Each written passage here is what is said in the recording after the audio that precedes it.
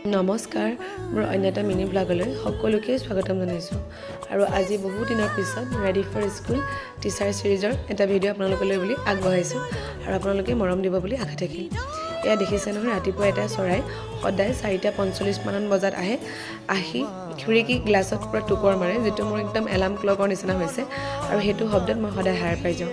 আৰু সোনকালে উঠাৰ কাৰণে মোৰ এটা ভালো হৈছে যে এতিয়া মই অকণমান সময় পাওঁ, তাৰ কাৰণে মই এক্সাৰচাইজো কৰিব পাৰোঁ।